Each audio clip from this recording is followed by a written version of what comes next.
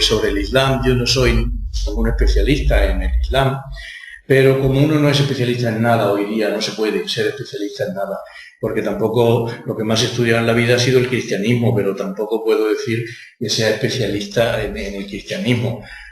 Uno es especialista en la cueva número 11 de los manuscritos de Qumran que se encontraron, uno es especialista en un versículo, pero especialista en el cristianismo, o en el Islam, o en el judaísmo, o en el budismo, o el hinduismo, imposible, ¿no? Pero bueno, yo voy a transmitir algunos rasgos generales del contacto, la relación entre el Islam y el cristianismo. Y voy a empezar diciendo que el contacto mayor que yo he tenido con el Islam, que fue un contacto muy fecundo para mí, además fue un auténtico reto, que es que la Universidad Nacional de Educación a Distancia, la Facultad de Derecho y en concreto la Cátedra de Derecho Eclesiástico del Estado, que la tiene Gustavo Suárez Pertierra, que fue ministro 2 veces con gobiernos socialistas, creo que fue de Educación y de Defensa. Y bueno, esa cátedra pues organizó unos cursos muy interesantes para imanes. La idea era que los imanes, en vez de ir a Marruecos o a otros sitios a formarse, pues que les ofreciéramos la oportunidad de formarse aquí en España. Y entonces pues se organizó un curso, lo tuvimos varios años, con 4 bloques, y uno de los bloques era un bloque histórico, otro bloque de derecho canónico, que el derecho es muy importante en el Islam. El Islam es una religión de la ley. Y además había un bloque que era el más conflictivo y que me tocó a mí, que me lo endosó a mí, Gustavo Suárez Pertierra, que era el bloque que se titulaba Fundamentos. Y claro, ahí era toda la parte religiosa, de qué es una religión, del fundamentalismos, qué es el Islam, qué es el método histórico crítico, si el Islam se le ha aplicado el método histórico crítico ya o no, en fin, cuestiones muy peliagudas, ¿no? Yo debo reconocer que preparé aquello iba a decir con temor y temblor, no tanto, pero con mucho cuidado, con mucho miedo, porque claro, nunca había tenido 60 imanes delante de mí, y a ver cómo les hablas, cómo se lo dices, ¿no? Y lo tuvimos varios años la experiencia y fue muy buena, fue muy buena. O sea, el diálogo siempre es posible y siempre es fecundo y siempre da buenos resultados. Por eso Hans Küng ha insistido tanto en el tema del diálogo, que la paz del mundo depende del diálogo entre las religiones, el diálogo entre las religiones depende de que las religiones se conozcan unas a otras y que lleguen a estimarse y a amarse unas a otras, ¿no? Entonces, yo recuerdo que bueno, pues el primer día, pues yo en la introducción que hice les dije, bueno, yo lo que voy a hacer es transmitirles, ustedes están aquí en Europa y algunos de ellos eran españoles, la mayoría no. Y la dificultad principal es que el español que dominaban era un español pobre. Y les dije, bueno, yo lo que les voy a transmitir es un poco cómo se les ve aquí, dado que ustedes están aquí y están en Europa y en España, pues a transmitirles cómo se les ve aquí. Y bueno, esa era una forma con la que me permitía a mí pues introducir todos los temas, ¿no? Porque yo no criticaba directamente a nadie, cosa que además ni se me da ni me gusta, ni se lo merece el Islam. Pero bueno, al decir, pues se dice aquí que ustedes son fundamentalistas por esto y esto y esto y esto, ¿no?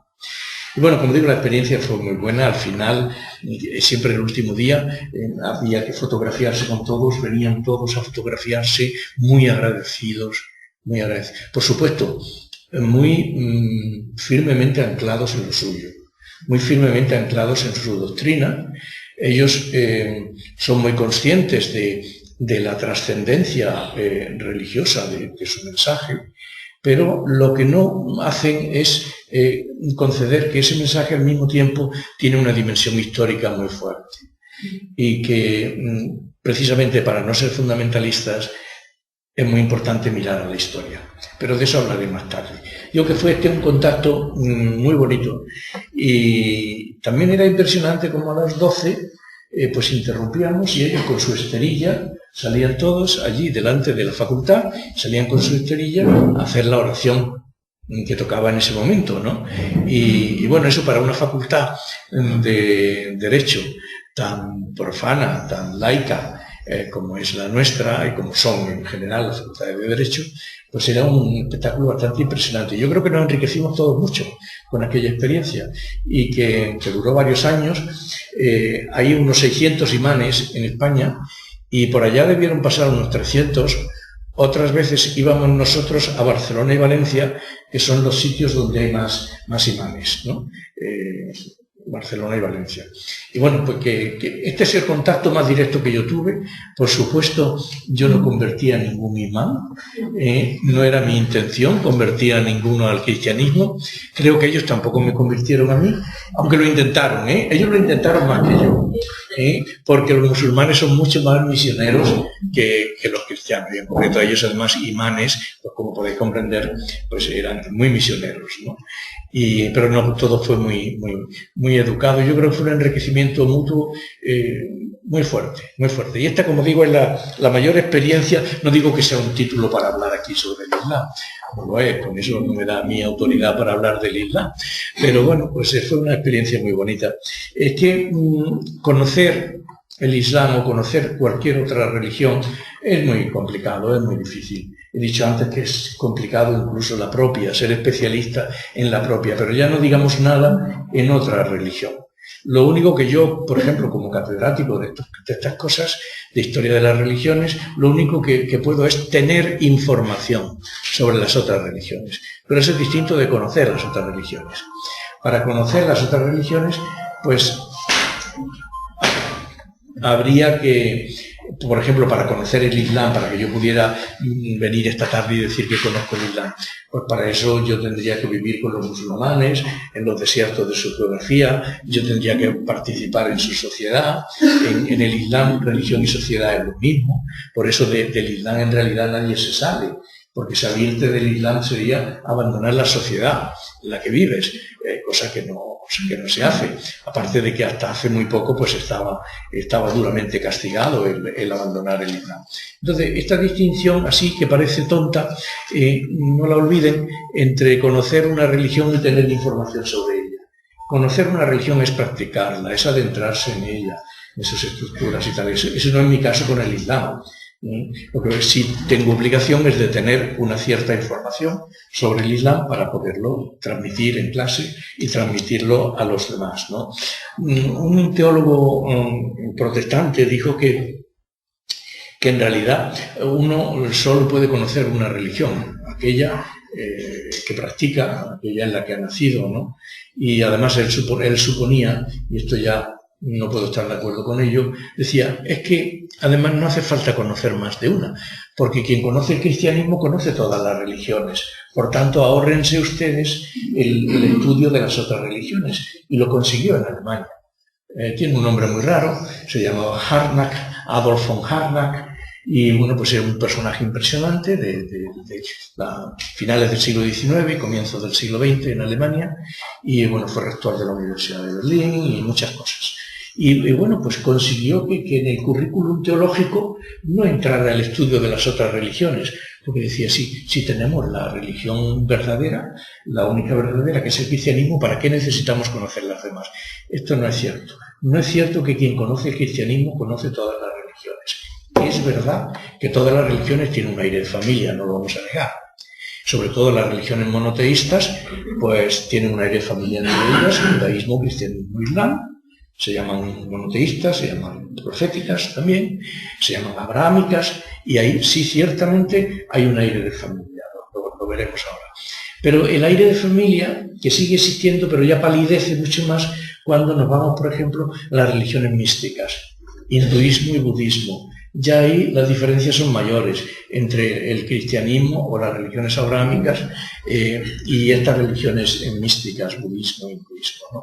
Y bueno, ya no digamos con las religiones así llamadas sapienciales, porque no se sabe si son religiones o son sabidurías, como son las religiones de China, el taoísmo y el confucianismo, que son más bien formas de organizar la vida, de organizar la política, de organizar la educación, con un fuerte apego a los ancestros, que lo cultivan de una forma muy bonita, y bueno, no digamos nada, religiones africanas, etcétera. Hay un aire de familia, pero hay muchas diversidades también, ¿no? Entonces, no es cierto que quien conoce el cristianismo conoce todas las religiones. Por eso los intentos que ha habido. Hegel hizo un intento. Hegel quería, los 4 evangelios quería reducirlos a uno. Y en concreto el de Lucas, que era el que más le gustaba. Quería reducirlo, y bueno, sería una pobreza enorme el reducir los 4 evangelios a uno. Pues lo mismo sería con las religiones. Uno de sus grandes estudiosos, Rudolf Otto, decía: ninguna religión debería desaparecer antes de haber dado lo mejor de sí misma. Y es verdad. Las religiones son un auténtico tesoro, una auténtica riqueza para las culturas. Han estado identificadas con sus culturas, con sus sistemas filosóficos, han nacido de ahí, forman una unidad. Hay un filósofo que dice: ser enteramente no cristiano significaría no pertenecer a esta cultura. Efectivamente, porque el cristianismo y la cultura que tenemos es prácticamente lo mismo. Es prácticamente lo mismo. Se fecundan mutuamente. Las religiones de la India, el budismo y el hinduismo, pues surgieron al mismo tiempo que los grandes sistemas filosóficos de la India, y en realidad reflejan esos grandes sistemas filosóficos de la India. Cuando alguien quiere una laicidad total, es decir, mira mi amor, es imposible. No puedes erradicar lo cristiano por ejemplo, de nuestra cultura, de la cultura española, de la cultura de España, o ni de la cultura francesa. Cuando Benedicto XVI hizo una visita a Francia, estamos hablando de cómo, además, el cardenal Ratzinger, cuando era teólogo, esto lo hizo muy bien, tiene escritos muy bonitos sobre esto, ¿no? Y entonces pues dijo que, en fin, que la religión que se identificaba con la cultura y tal, y Sarkozy, que era entonces el presidente de la República, estaba asintiendo, porque eso es algo de cajón, ¿no? Que se identifica las religiones, o que tienen mucho que ver las religiones con la cultura. Entonces, no es cierto, por mucho que nos guste el cristianismo, que nos gusta, pero no es cierto que quien lo conoce todas las demás religiones. Cuando conoces el cristianismo, queda una asignatura pendiente, las demás religiones. Nunca podremos conocerlas a todas, pero lo que sí podemos hoy día es tener información sobre ellas. Eso sí, porque hay mucha información y la hay a muchos niveles, y hay información muy sencilla que es asequible a todo el mundo. Además es verdad que hay un gran conocimiento hoy día sobre las otras religiones. Por tanto, conocer una religión, pues no, a fondo no se puede, por eso he dicho que es tener información sobre ella, y que después pues hay una pluralidad de religiones que, aunque tengan un aire de familia, son diferentes. Un estudioso, un misionero canadiense, un estudioso de estos temas, dijo una frase que a mí me martillea mucho en la cabeza, que dijo: no es válido ningún aserto, ninguna afirmación sobre una religión si los fieles de esa religión no lo aceptan como tal. Esto tiene su miga. Es decir, nosotros no podemos independizarnos de los creyentes de una religión y afirmar nosotros lo que nos parezca sobre esa religión. Hay una obligación contraída con los practicantes, hay una obligación contraída con los miembros de esa religión. No es válido, dice, ningún aserto, ninguna afirmación sobre una religión si no es compartido, aceptado por los miembros de esa religión, por los fieles de esa religión. Por eso dentro de la teología católica se le da tanta importancia, por ejemplo, a lo que se llamaba el sensus fidelium, el sentido de los creyentes, el sentir de los creyentes.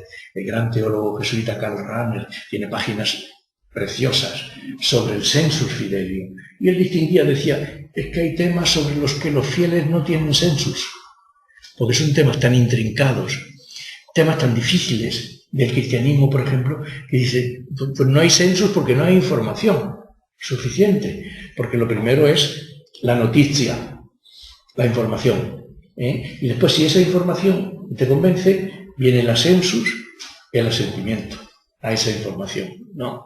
Y entonces este sentir general de los fieles es algo muy importante. Y bueno, pues esta frase de este teólogo, filósofo de las religiones, pues para mí es muy importante. Sobre el Islam yo quiero hacer una distinción Y si digo solo esto y se quedan solo con esto, pues ha valido la pena el asunto. Yo distingo entre Islam fundamental, por una parte, fundamentalismo islámico por otra parte, y Islam fundamentalista. Vamos por orden. Islam fundamental. Este es el bueno. Es como el cristianismo fundamental. ¿Qué es el Islam fundamental? El que tiene cuidado con sus fundamentos, con su fundador, el que mira, uno no se establece por cuenta propia. Si uno es cristiano es porque mira los fundamentos del cristianismo, mira a su fundador y lo sigue. Pues el Islam fundamental es exactamente lo mismo. Un Islam atento al Corán, atento a Mahoma, atento a las tradiciones del Islam. Esto es el Islam fundamental que coincide con el cristianismo fundamental. En segundo lugar, Islam fundamentalista, que coinciden también con un cierto catolicismo y cristianismo fundamentalista que hay. ¿Cuál es el Islam fundamentalista? Pues un Islam que además de mirar a esos fundamentos a los cuales mira el Islam fundamental, este Islam fundamentalista, ¿qué hace con esos fundamentos? Porque los enlata. Los enlata. Hay también dentro del catolicismo y del cristianismo una expresión que es el depositum fidei, el depósito de la fe, que también tiene una cierta tendencia a enlatar los fundamentos, es decir, a robarles, perdón por la expresión, pero no se me ocurre otra, a robarles su dimensión histórica. Y entonces cuando algo pierde su dimensión histórica es cuando se convierte en fundamentalista. Por tanto, primero Islam fundamental, el bueno. Segundo, Islam fundamentalista. Bueno, pues tampoco está mal. Enlata sus fundamentos, pero no, lo hacemos todos y existe también un cristianismo fundamentalista. En cambio, el tercero, fundamentalismo islámico. Este es un Islam que no enlata los fundamentos, sino que los adultera. Por ejemplo, los utiliza con fines bastardos, lo que ocurrió en las Torres Gemelas, por ejemplo. Iban en nombre del Islam, pero eso era un Islam adulterado, un Islam degenerado. Por tanto, cuando hablemos del Islam, distingamos, por favor, porque la gracia está en las distinciones. No se puede decir, el Islam es una cosa muy peligrosa o el Islam... No, ¿de qué Islam estás hablando? Islam fundamental, ese es muy bueno. Islam fundamentalista, pues mira, necesita correcciones como el cristianismo fundamentalista. El malo, entre comillas y sin comillas, es el fundamentalismo islámico. Pero es que yo esto, en fin, pongo mucho énfasis en esto porque es que me parece muy importante el distinguir y no hablar en general del Islam, porque si se habla en general del Islam se comete una injusticia, claramente. Aparte de que dentro del Islam, lo mismo que dentro del cristianismo, pues hay muchísimas corrientes y muchos grupos. Bueno, sigo todavía con estas reflexiones introductorias sin que se olviden de la distinción que acabo de hacer entre las tres clases de Islam. A comienzo de este siglo, del siglo XXI, un periódico moscovita con un gran titular dijo que el siglo XXI iba a ser el siglo de Jesús contra Mahoma. Lo decía a nivel geoestratégico, que iba a ser el siglo del cristianismo contra el Islam. Bueno, yo espero que a nivel geoestratégico pues no sea verdad, no sea cierto, aunque siempre aquí hay muchas cosas muy complicadas, ¿no? Porque pertenece a la tradición teológica del Islam, por ejemplo, que un territorio que haya sido musulmán, todo buen musulmán tiene la obligación de reconquistarlo y de que vuelva a serlo. Y eso por motivos teológicos. Es una obligación teológica. Y eso lo lleva cada musulmán dentro. Por eso hablaba al principio del afán misionero de los imanes que yo conocí. Una tierra que haya sido musulmana debe volver a serlo y todo buen musulmán tiene esa obligación. Pues nosotros imaginaos. Imaginaos. Nos vamos hasta Francia. No hasta Zaragoza, sino para arriba. La cosa llegó mucho más arriba. Bueno, yo digo que a nivel geoestratégico pues no. En todo caso, si a nivel geoestratégico fuera así, sería porque, entre otras cosas, si en Occidente la natalidad sigue como está y ellos siguen como están, pues entonces un poco por ley de vida, pues esto irá cambiando. Pero en fin, lo que a mí me interesa es a nivel religioso. Y a nivel religioso quiero decir lo siguiente. En el ámbito religioso, la convivencia entre el Islam y el cristianismo debe ser irrenunciable, ¿no? Mahoma y Jesús nunca estuvieron en pie de guerra. Nunca. Y ninguno de los dos hubiera aceptado el lema de que el siglo XXI iba a ser el siglo de Jesús contra Mahoma. De ninguna forma. Es más lo que une a Mahoma con Jesús que lo que le separa. Lo que une, dicho telegráficamente, dos hombres de una fe muy profunda, dos hombres muy atentos a la llamada de Dios, dos hombres muy encariñados con la herencia monoteísta. Fíjense, Mahoma no quería fundar nada nuevo. Mahoma se entendía a sí mismo como un reformador. En la Arabia del momento de Mahoma, los únicos monoteístas que había, pues eran algunos poetas. Pero el monoteísmo por el cual tanto lucharon los profetas y que fue una ardua conquista de los profetas, en el momento de Mahoma ese monoteísmo ha desaparecido. Hay un politeísmo muy grande en ese momento. Entonces Mahoma lo que quiere es reformar eso. Por eso cuando un filósofo de la religión como Karl Jaspers dice que tiene 3 volúmenes muy buenos que se llaman Los hombres decisivos. Entre los hombres decisivos está naturalmente Jesús de Nazaret, está Buda, está Confucio, está Platón, está Aristóteles, está Jeremías, hombres decisivos, Isaías. Y dice Mahoma, dice el hombre, 1.200 millones de personas lo siguen. ¿Por qué no es un hombre decisivo? Y dice Karl Jaspers, que es una persona fantástica y por la que yo tengo mucha admiración y mucho cariño. Ya murió, por supuesto. Pero vamos, ha vivido hasta hace poco. Dice que es que no es un hombre decisivo porque no tuvo originalidad, porque en realidad lo que hizo fue copiar del cristianismo y del judaísmo, de las 2 religiones monoteístas anteriores, ¿no? Bueno, él no pretendió esa originalidad. Es cierto que en el Corán, que por otra parte es un libro bellísimo, es un libro, y que muy, por tamaño y por muchas cosas más, muy semejante al Nuevo Testamento, y también por profundidad. Y tiene una altura poética en algunos momentos muy lograda, ¿no? Entonces, ese libro, el Corán tan parecido, como digo, al Nuevo Testamento, lo que pretende Mahoma ahí no es ser original, sino que lo que él quiere es un hombre profundamente religioso. Y lo que él quiere es reformar las religiones del libro, como él dice, y que se vuelva al monoteísmo de los profetas. Por eso Mahoma no se hubiera inmutado, porque Karl Jaspers le diga que no fue original. Aparte de que, ¿qué es ser original? En las religiones y en la vida. ¿Qué es ser original? Jesús, el Padre Nuestro, lo encontró troceado, pero estaba ya en todas partes, en otros escritos. Pero ¿en qué consistió la originalidad de Jesús? No inventó el Padre Nuestro.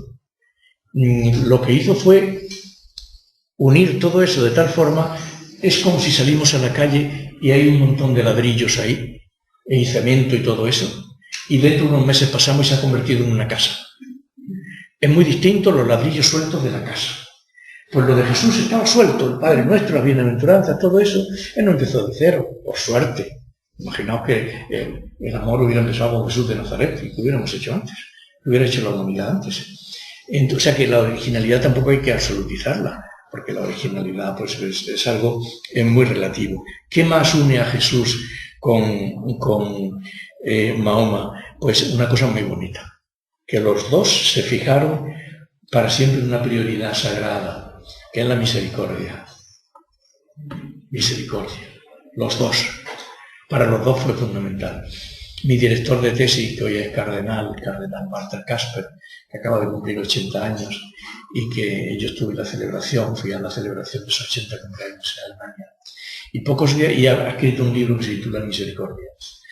Y pocos días después de que fuera elegido el nuevo Papa, el cardenal Bergoglio, pues en una audiencia pública, pues dijo, pues yo estoy leyendo el libro de uno de mis cardenales. Dijo así, el libro de uno de mis cardenales que se titula El libro Misericordia del cardenal Walter Kasper, que es un libro estupendo, y lo es. Y lo es. Es que la misericordia siempre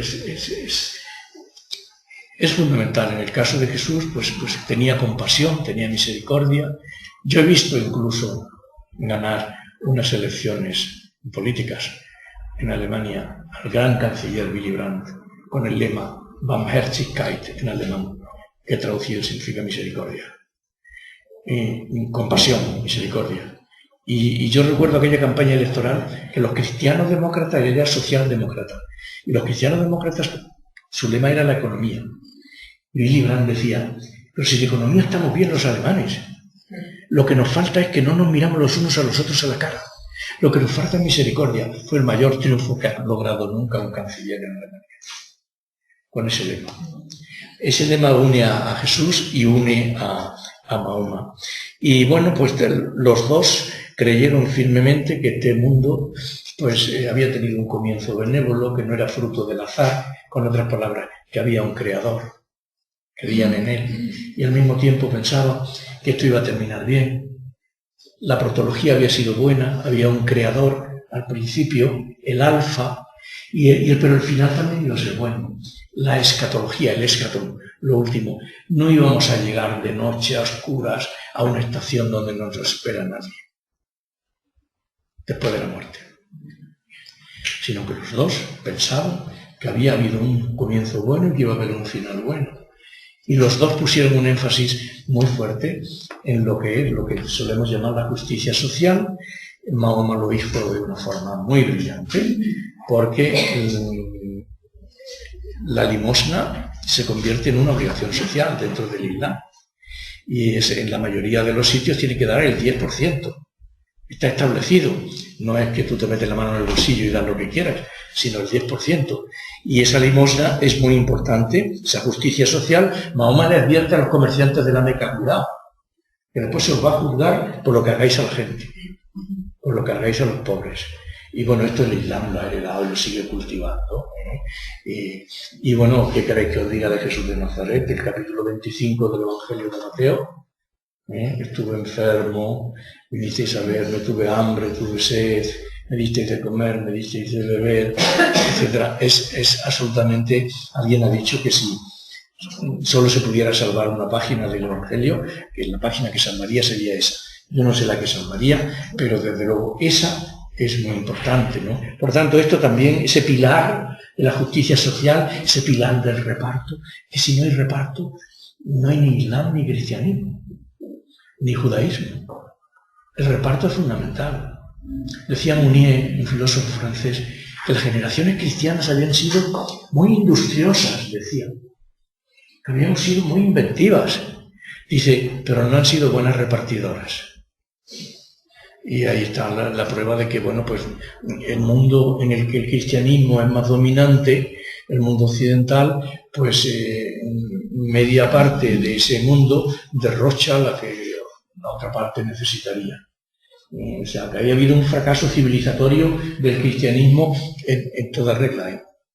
Eso digámoslo y nos demos el correspondiente golpe de pecho, pero había que hacer también propósito también de todas esas cosas, creo, que iban incluidas, ¿no? Pero ese pilar es fundamental, el pilar de la justicia social, y eso los une también a los dos. Y por tanto os decía que carece de legitimidad religiosa el decir que se echa a pelear a Jesús contra Mahoma, y el siglo XXI va a ser el siglo de Jesús contra Mahoma, de ninguna forma. Y este recuento de semejanzas, a este recuento de semejanzas se puede añadir también alguna diferencia. Pero la diferencia no la pusieron ni Mahoma ni Jesús. La hemos puesto los seguidores de Mahoma y de Jesús. Y esta diferencia se refiere al diferente estatus teológico que tiene el Islam y que tiene el cristianismo. Me explico. Los seguidores de Mahoma no han consentido en llamarse mahometanos, porque Mahoma para ellos es solo un profeta. Lo importante es Alá. Y ellos no se quieren llamar mahometanos, no se llaman mahometanos. Nosotros sí nos llamamos cristianos. Mahoma es un profeta y para el Islam Jesús es otro profeta, por supuesto inferior a Mahoma, pero el siguiente a Mahoma, el segundo después de Mahoma. Nosotros, en cambio, los cristianos, pues hemos hecho algo que carece de precedentes. Y hemos cambiado, le hemos dado a Jesús de Nazaret un estatus teológico, una categoría teológica que el pobre Mahoma nunca soñó para sí, es decir, que es hijo de Dios. Que el concilio de Calcedonia allá por el año 1450, pues dijo que era vere homo, verdadero hombre, y vere Deus, verdadero Dios. Los musulmanes alucinan en verso. Y además hemos dicho que ha resucitado de entre los muertos. Ningún musulmán espera una resurrección de los muertos intrahistórica, ni el judaísmo tampoco. Esto es un atrevimiento exclusivamente cristiano. Que todas estas religiones monoteístas esperan, para el final de la historia, esperan, por supuesto, la resurrección. Pero no que un solo individuo, y un individuo que es vere homo, que es hombre, la anticipe dentro de la historia y se convierta en el primogénito de los resucitados. Esto no. Y esto dificulta mucho el diálogo, tanto con el judaísmo como con el islam, porque es un atrevimiento cristológico que nunca se dio en la historia de las religiones. Nunca. Ninguna otra religión dijo que su fundador había resucitado de entre los muertos, ni nada de esto. Entonces, la diferencia que hay entre Jesús y Mahoma ni la buscó Jesús, ni la buscó Mahoma, sino que la hemos buscado los seguidores de Jesús y de Mahoma, ¿no? Como digo, las demás religiones nunca han dado a su fundador tamaño privilegio, el privilegio de decir que ha resucitado entre los muertos o que es hijo de Dios, etc. Por tanto, esta diferencia teológica fuerte, pero bueno,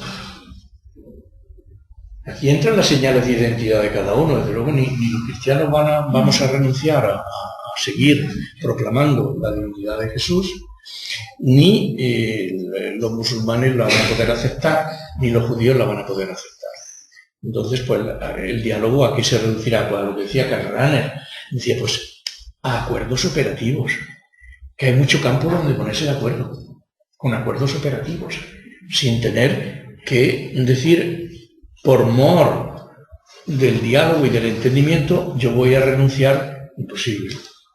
No puedo renunciar a lo que es genuinamente tuyo, pero hay tantos campos en los que podemos ir del brazo de los musulmanes, donde podemos hacer acuerdos operativos con ellos, en el de la justicia social que he dicho antes, por ejemplo, pero en otros muchos, ¿no? Entonces, esta diferencia teológica, que no la buscó ni Mahoma ni Jesús, no explicaría los grandes desencuentros que en la historia hemos tenido con el Islam, ¿no? Desencuentros muy graves.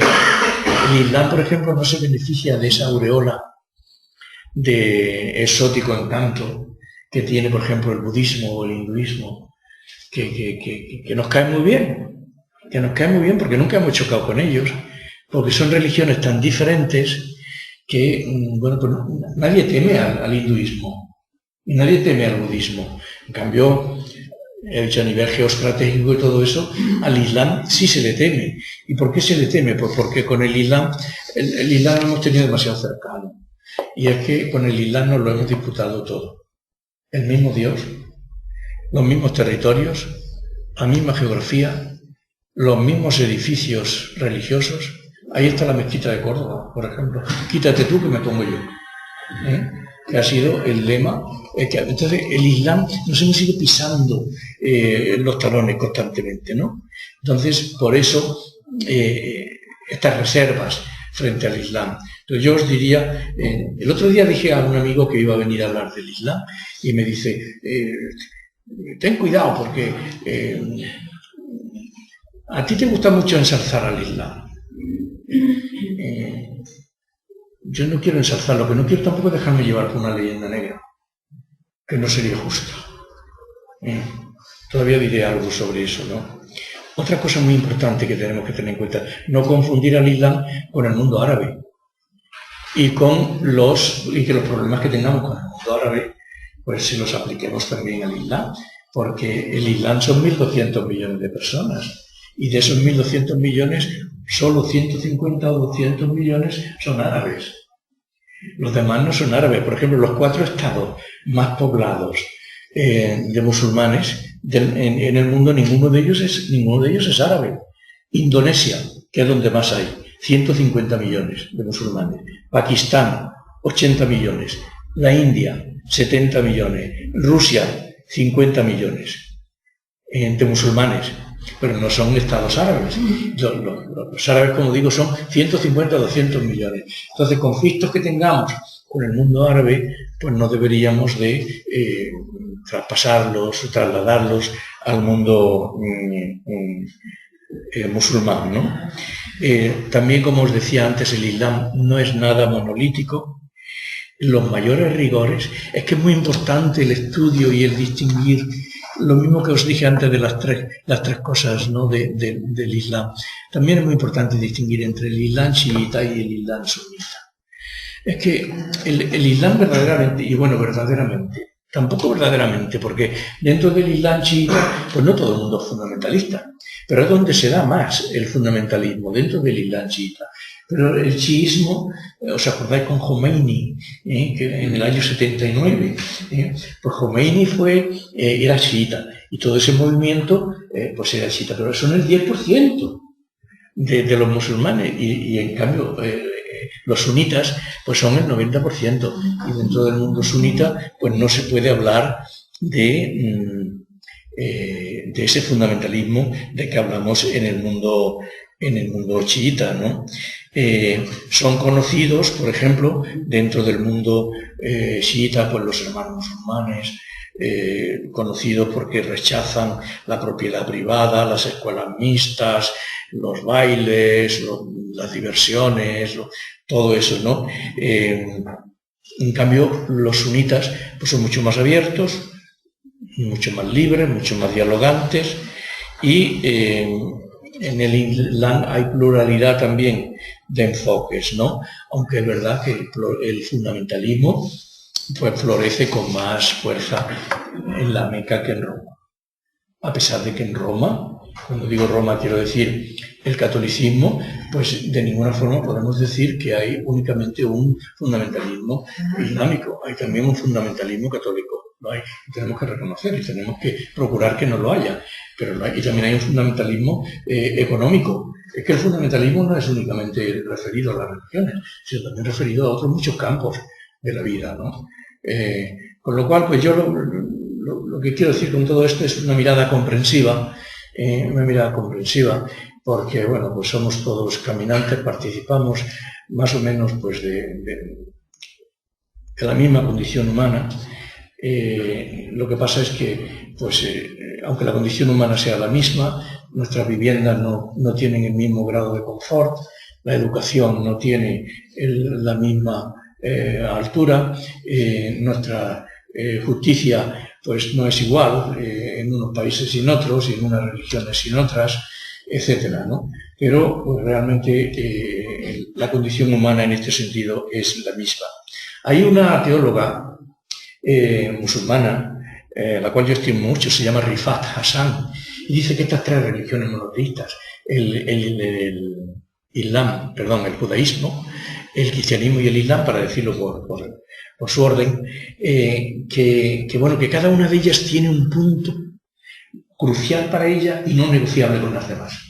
Por ejemplo, ese punto crucial para el islam no negociable, ¿cuál sería? El Corán. Lo voy a explicar ahora, es decir, la forma como entienden el Corán. ¿Cuál sería el punto importante y no negociable para el cristianismo? La filiación divina de Jesús. ¿Cuál sería el punto importante y no negociable para el judaísmo? Pues para el judaísmo el concepto de elección, el pueblo elegido. Y dice esta teóloga Rifat Hassan, de una forma un poco pesimista, dice, esto no tiene arreglo. Dice, porque nadie se va a mover un centímetro de estas tres cosas que no consideran negociables. Lo que pasa es que yo considero que, creo que lo he dicho antes, que no hay que abolir nada, no hay que abolir nada, se puede convivir sin que nadie tenga que renunciar a lo que considera fundamental y a lo que considera esencial para ella. Y ella hace ver, y en esto tiene toda la razón, no voy a ser igual que Quite, ¿no? Que no se ha dialogado sobre esto, y que dice ella que especialmente pobre es el diálogo entre el Islam y el cristianismo. Y es verdad, pero con una diferencia. Aquí los cristianos lo hemos intentado más. Lo hemos intentado más, hay que decirlo. Y además ellos lo reconocen, cuidado.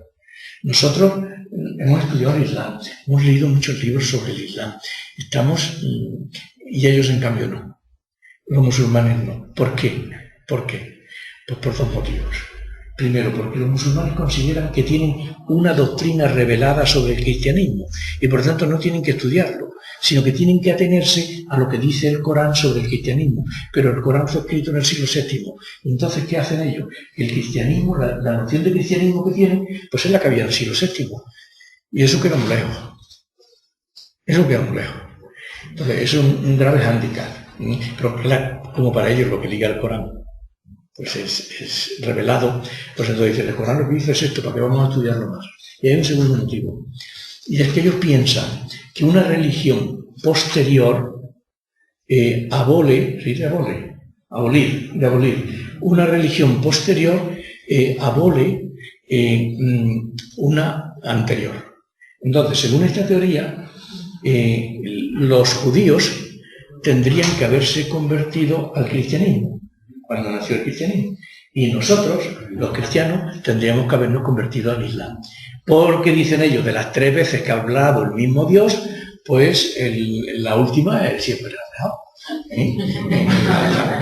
La última palabra, pues el que tenga la última palabra, pues... Y esto es la teoría de la abrogación. ¿Qué nos ha salvado a los cristianos de esta teoría de la abrogación? Que los musulmanes se dieron cuenta de que había algunas suras del Corán que abrogaban suras anteriores, pero que al mismo tiempo esas suras anteriores ellos no las querían eliminar, con lo cual eso nos salvó también a nosotros de que se nos aplicara de una forma un poquito cruel la teoría de la abrogación. Además, hay puntos de discrepancia fuertes. Por ejemplo, la teoría, para ellos teoría de la Trinidad, la doctrina trinitaria cristiana. Esto un musulmán no lo puede entender nunca. Y yo no le puedo pedir a los musulmanes que lean a Karl Barth, que lean a Karl Rahner, que lean a Urs von Balthasar, que lean a los grandes teólogos que han explicado, entre comillas, lo de explicado, porque la Trinidad, lo que es explicarla, pues no se puede. Recordáis ya aquello de San Agustín, ¿no? Cuando está allí el niño con el vasito de agua y lo trae y dice, no, es que voy a vaciar el mar aquí. Pues lo mismo. Entonces no se les puede pedir a los musulmanes, creo, que entiendan la distinción de Karl Rahner entre Trinidad inmanente, es decir, la Trinidad en sí, a la cual nadie tiene acceso, y la Trinidad económica, que no tiene nada que ver con la economía, que es las operaciones hacia afuera, del Padre, del Hijo, del Espíritu. No le podemos pedir a los musulmanes que entiendan esto. Lo mismo porque para aceptar este dogma hay que ser cristiano, y los cristianos lo aceptamos por fe, no porque tengamos una explicación científica de esto, aunque ha habido explicaciones muy logradas, muy logradas. El cristianismo ha tenido una suerte enorme con los teólogos que le han salido. Ha tenido una suerte impresionante. Ahora, por algo será, por algo le habrán salido. No quiero decir que el cristianismo deba su existencia a los grandes teólogos que tiene, probablemente es a la inversa. Le han salido grandes teólogos por lo grande que es el cristianismo. Y porque se ha convertido en foco de atracción para mentes muy privilegiadas. Esto ha sido así. Otra cosa con la que el Islam no puede, la encarnación.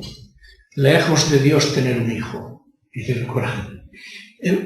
Pero claro, de nuevo, les explicamos que no se trata de una filiación física. Les explicamos que se trata, que se entiende lo de hijo de Dios, se entiende como el Antiguo Testamento, por elección, etc. Es muy complicado explicarles esto, ¿no? Lejos de Dios tener un hijo. Y lo más extraño de todo, por lo menos para mí, el Islam es lo que se llama una religio triunfans, lo llaman los historiadores. Es una religión triunfante. No quiere decir que el Islam no sepa lo que es el dolor, el sufrimiento, con mucha frecuencia se ha visto enfrentado con él, sino que niega, por ejemplo, la crucifixión de Jesús de Nazaret. Ellos creen, dice, les pareció que lo crucificaban, dice el Corán, dice, pero no lo crucificaron a él. Dice, esto no está en el Corán, pero en textos muy afines, dice, probablemente fue a Judas a quien crucificaron. ¿Qué es lo que no puede entender el Islam? Pues el Islam entiende los fracasos parciales, pero no entiende de ninguna forma un fracaso total, como sería la crucifixión de Jesús, ¿no? Ellos dicen que les pareció que lo crucificaban, pero que no lo crucificaron a él. ¿Por qué no entienden tampoco lo de la crucifixión? Todo va muy concatenado, porque el Islam no cree en el pecado original y no necesita redención, y por tanto no necesita la muerte que Jesús muera por nadie, porque el musulmán es un poco el hombre a lo Rousseau, un poco, está así en una especie de eso decía Nietzsche, la inocencia del ser, ¿no? Y no conocen el pecado original, y entonces este dogma, este sufrimiento de Jesús en la cruz, pues ellos piensan que fue un sufrimiento aparente. La cruz para ellos es un auténtico escándalo. No puede ser que un profeta acabe como acabó Jesús de Nazaret, de ninguna forma, ¿no? Esta herejía se llama docetismo, que viene del griego, un verbo doqueo, que significa parecer, y esta es una herejía que se dio dentro de los primeros siglos del cristianismo con mucha frecuencia, que les parecía que Jesús pues no había sufrido, sino que parecía que sufría. Había padres de la Iglesia que pensaban que Jesús, por ejemplo, nunca tenía apetito, sino que, bueno, pues él decía, bueno, pues ya hace 8 horas que no he comido, pues ahora voy a comer. Es decir, que ha habido siempre un problema muy gordo y muy bonito, que era compaginar la humanidad con la divinidad. La humanidad de Jesús con la divinidad. ¿Qué hubiera pasado? Con el Nuevo Testamento en la mano, no hay ninguna duda de que Jesús fue verdadero hombre, de que la humanidad estuvo ahí. ¿Cuándo surge el problema? Cuando esa humanidad que está ahí tan patente, hay que compaginarla con el ver de Dios. Hay que compaginarla con que al mismo tiempo era Dios. Y ahí es donde se dividen los espíritus y donde han surgido pues, la mayoría de las grandes herejías. Escándalo es también para el Islam otra cosa. Nuestras exigencias éticas. Cuidado, no es porque el Islam no tenga exigencias éticas, sino que le parece que nos hemos pasado muchos pueblos. Dice, por ejemplo, el matrimonio monógamo. Dice, ¿cómo? Dice, es una posibilidad, dicen los musulmanes, pero nada más que es una posibilidad.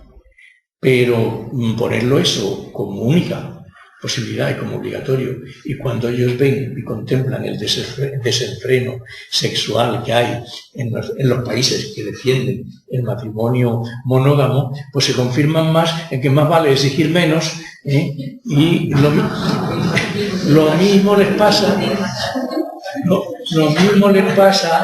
con las bienaventuranzas, que las aprecian muchísimo las bienaventuranzas, pero dicen, hombre, pongamos metas alcanzables.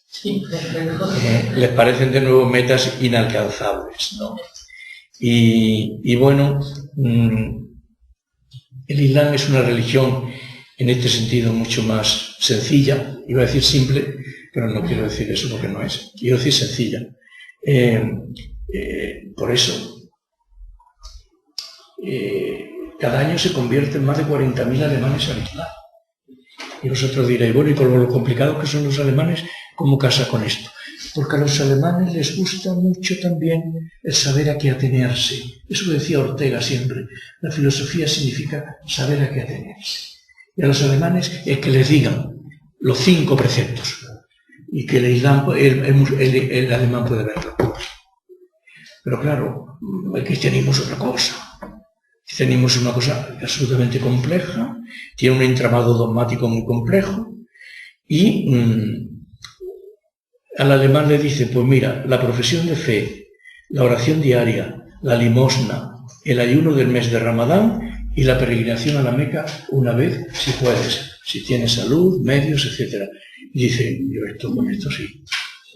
El alemán, cuando va a confesarse, llega al confesionario y dice, primer mandamiento, segundo mandamiento, tercero, he faltado en esto, cuarto, y el hombre pasa los 10 mandamientos. Sí, eso lo viví yo muchas tardes, de 4 a 8 en el confesionario de la iglesia universitaria de la Universidad de Tubinga, ¿no? Y lo más importante, que no lo he dicho todavía, y por ahí tenía que haber empezado, y es lo que significa Islam. Significa sumisión, significa entrega a Dios. Y aquí no le gana a nadie. Los grandes fenomenólogos de la religión, es decir, los que estudian el fenómeno del Islam, para ellos el Islam es el paradigma de lo que es la auténtica experiencia religiosa. Si uno quiere definir lo que es la religión, entonces no va ni al judaísmo, ni al cristianismo, ni al budismo, ni a ninguna de las otras religiones, sino que va al Islam. ¿Por qué? Porque ese musulmán inclinándose 5 veces sobre la tierra e intentando unir la trascendencia Alá con la inmanencia, con la historia, con la tierra, intentando unir esas 2 dimensiones, eso es el auténtico paradigma, el auténtico modelo, diríamos, de lo que es la actitud religiosa, ¿no? Yo estoy de acuerdo. Si alguna vez entráis en una librería musulmana, veréis que si va un musulmán a comprar el Corán, no dice cuánto cuesta.